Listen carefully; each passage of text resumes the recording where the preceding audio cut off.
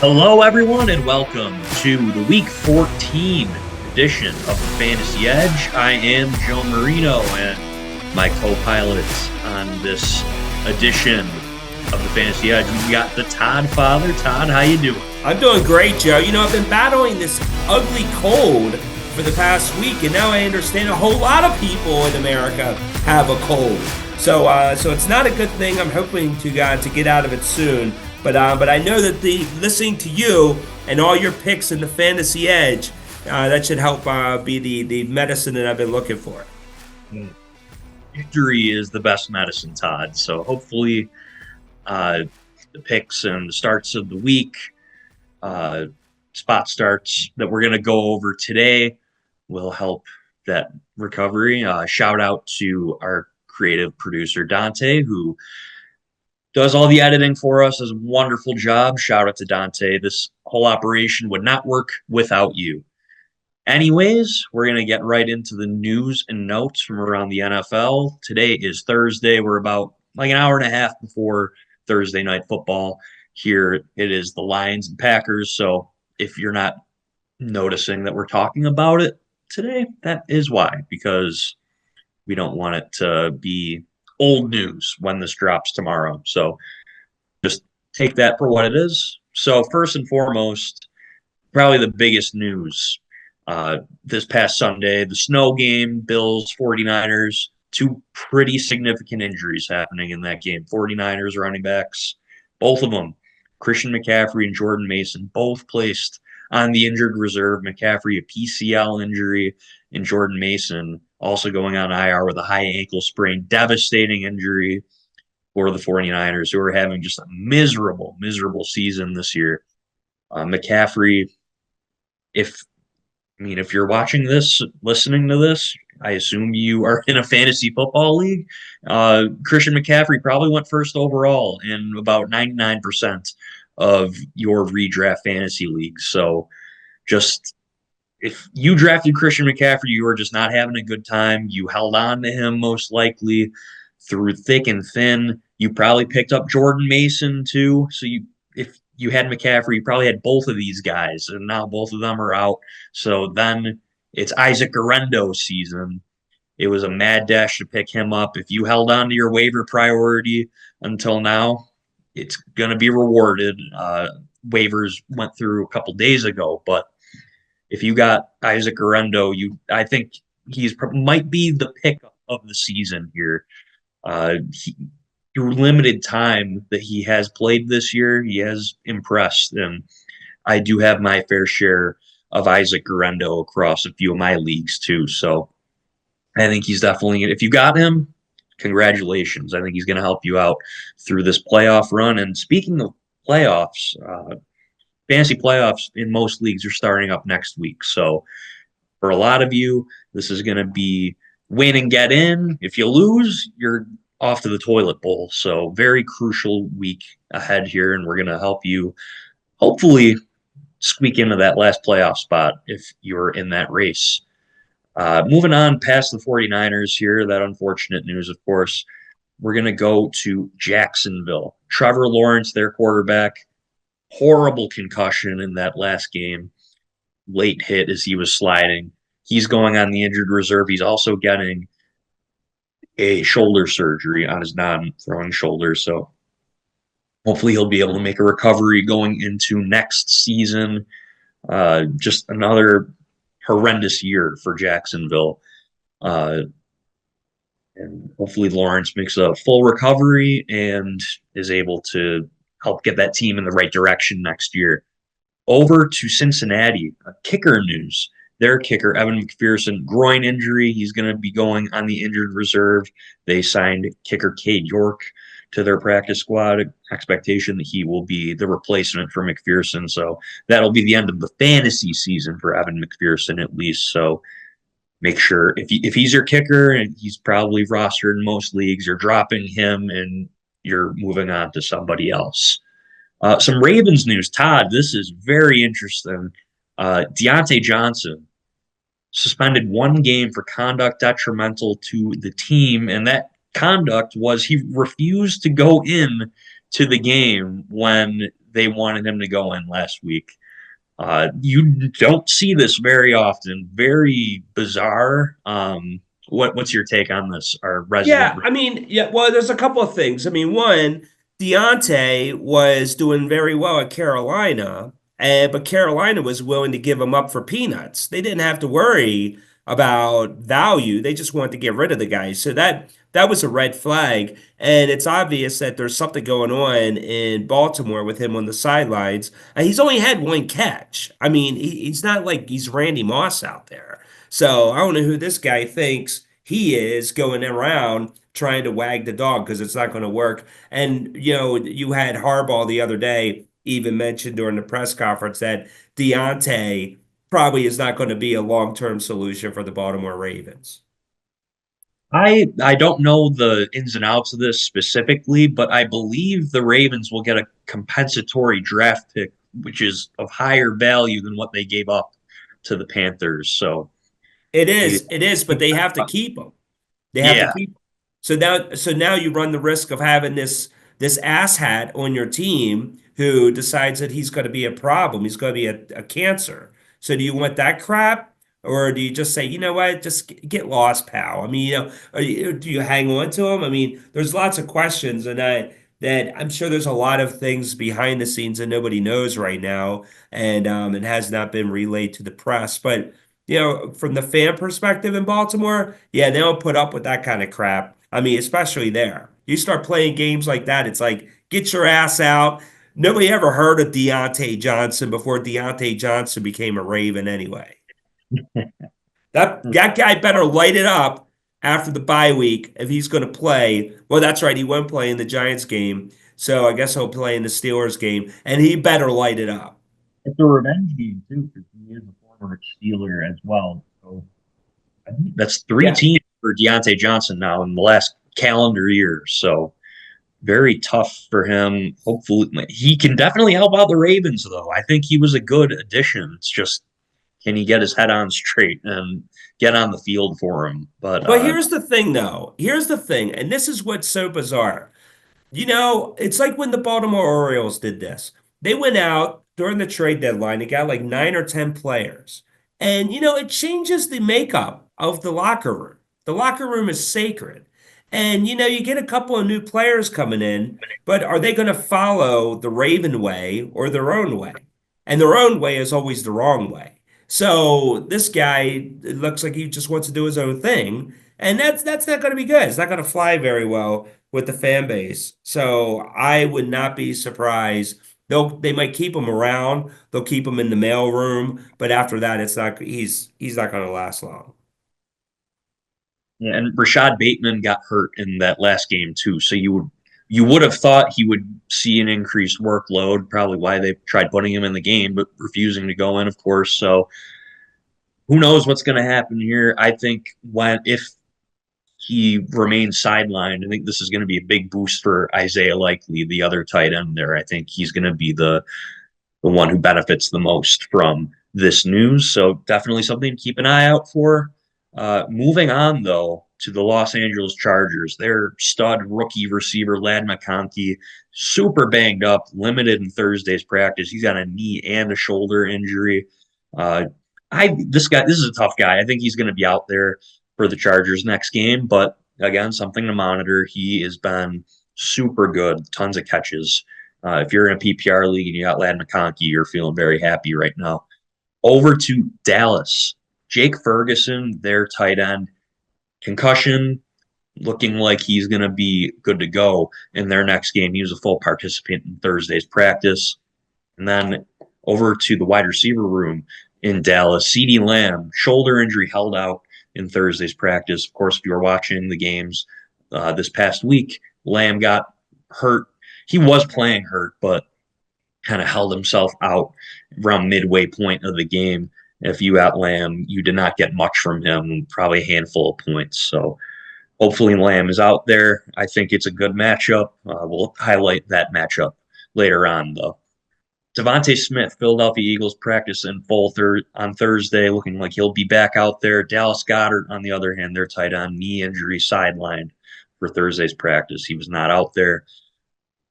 Las Vegas Raiders, Jacoby Myers did not practice on Thursday. He's got an ankle injury and lots of injuries going on for the Raiders. Both of their starting running backs, Zamir White and Alexander Madison, both banged up. White with a quad injury. He did not practice. Madison was limited. He has an ankle injury. And then their quarterback, Aiden O'Connell, he has an illness. He did not practice Thursday. So lots to monitor for the Las Vegas Raiders. Jamar Chase, Cincinnati Bengals star wide receiver, limited in Thursday's practice with an ankle injury. I imagine he'll be out there, but this could be good for T. Higgins if you have him. Over in Tampa Bay, Baker Mayfield practiced in full. He had a knee injury and an Achilles injury, came back in the last game against the Carolina Panthers, looking like he'll be out there.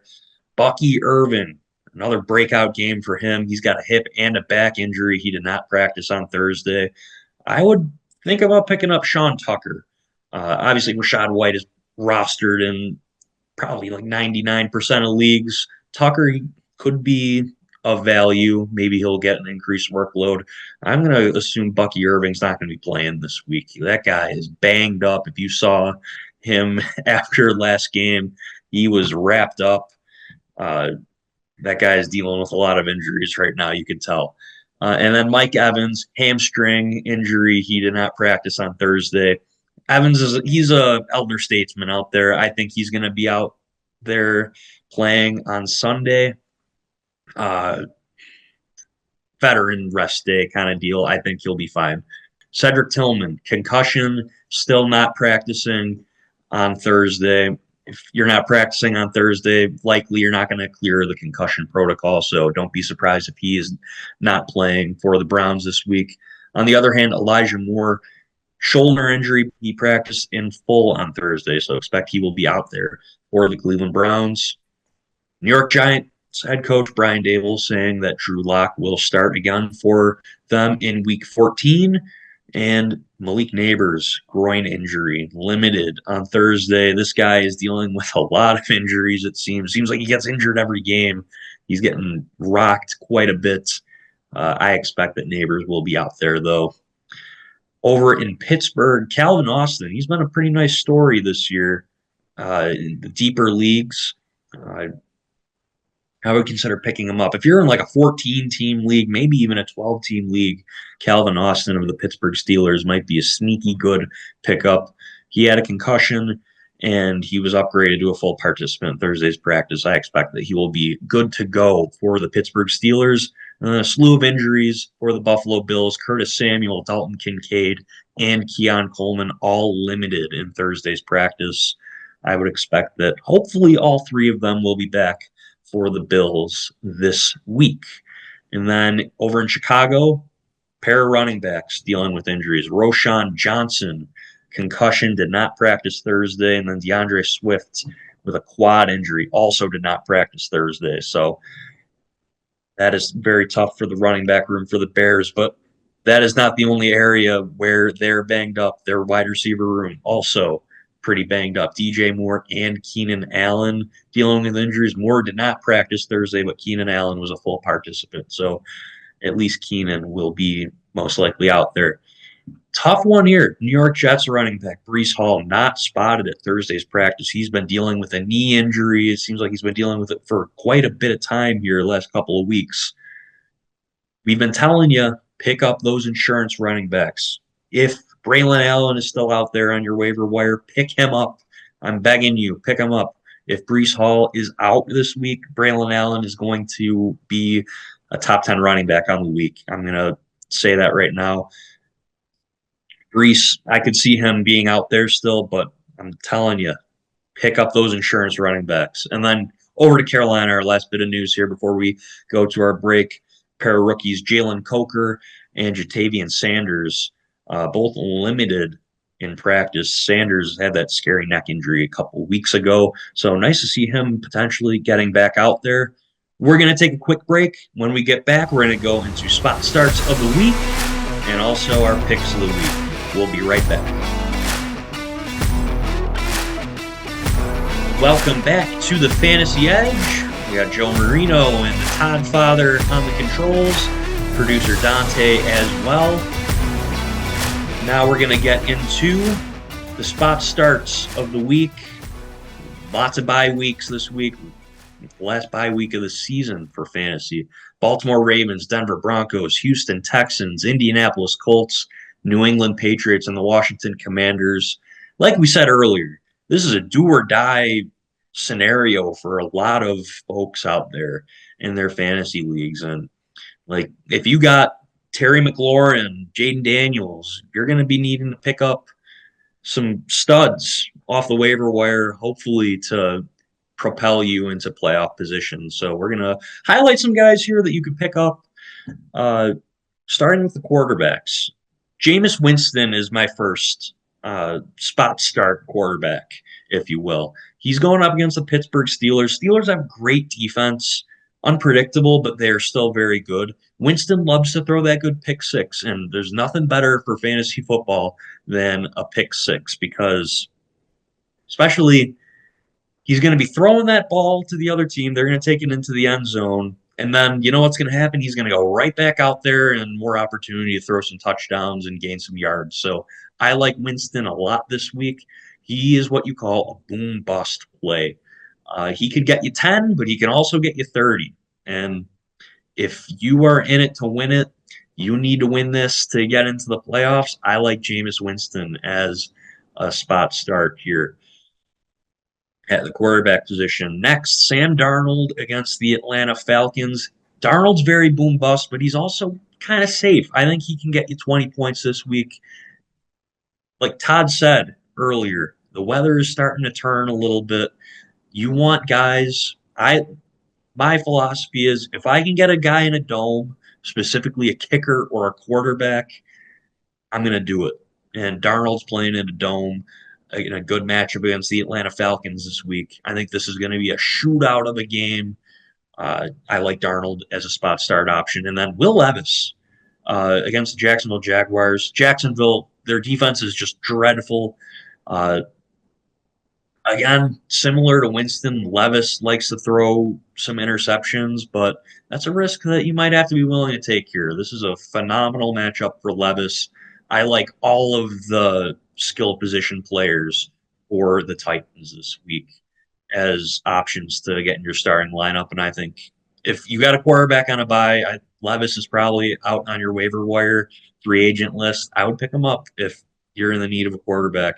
And if you're in a real pinch, I think Cooper Rush, also Dallas Cowboys quarterback, he could help you out as well. He's going up in a pretty good matchup against the Cincinnati Bengals. So over to the wide receivers. We were talking about the Tennessee Titans here. Nick Westbrook-Akine. I think most likely he was picked up in most of your leagues. If he's still out there, I think he's pretty much good for a touchdown every week, folks. And I would expect him to get into the end zone again against the Jacksonville Jaguars here. Very shocking. Ever since DeAndre Hopkins was shipped out to Kansas City, Westbrook-Akine has been, he doesn't get a ton of targets, but when he does, he's getting into the end zone. Marquez Valdes-Scantling going up against the New York Giants. Derek Carr, he loves that deep ball threat. He lost Rashid Shaheed earlier on in the year, and they had a very special connection. And Valdes-Scantling is kind of filling that role. So Derek Carr is very good at doing that long ball, deep threat kind of deal. I think Valdes-Scantling could very well. Like I said earlier, boom bust. If you're in a pinch, you need to win.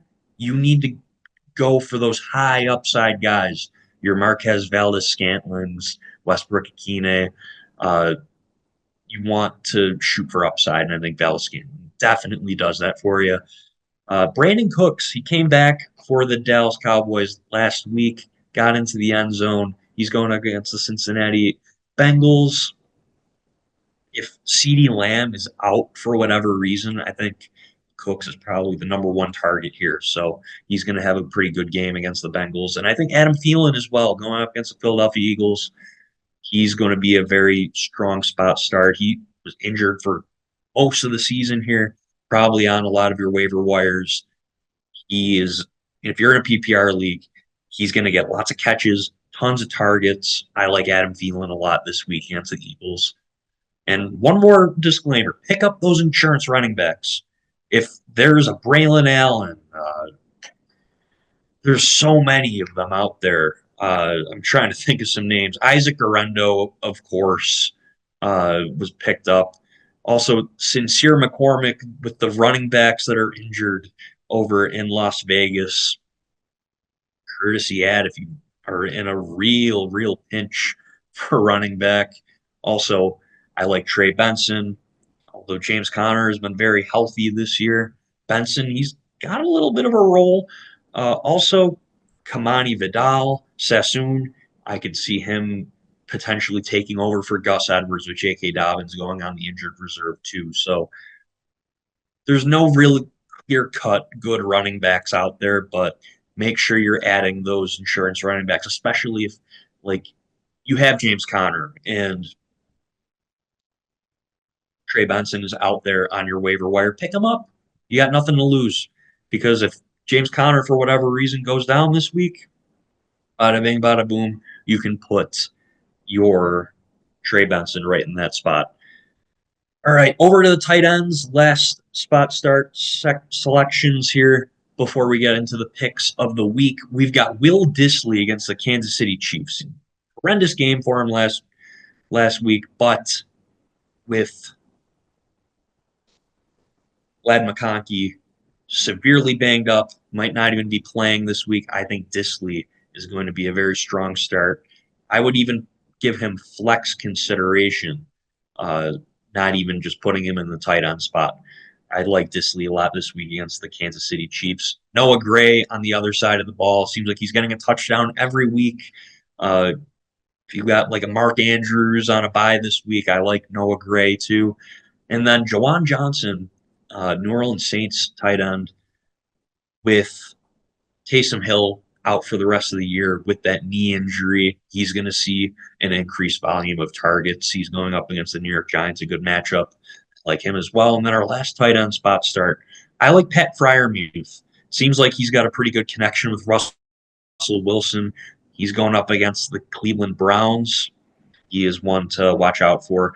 I think he's rostered a little more than the other guys mentioned, but if he's out there, I'd like him as an option.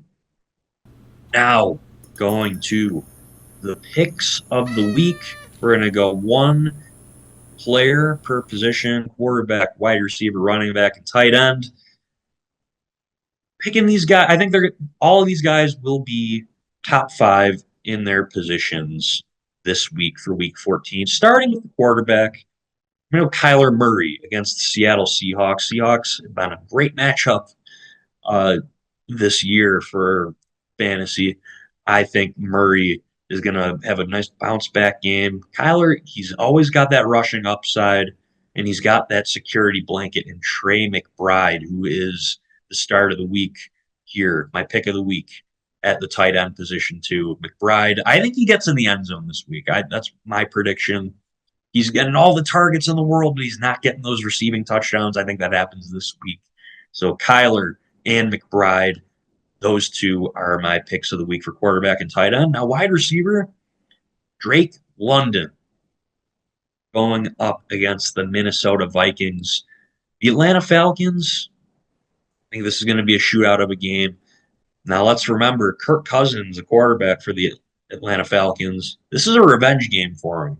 He has struggled. This could blow up in our faces, Todd. This very well could blow up in our faces for this pick of the week. But I think Kirk is going to air it out here, and London is his guy.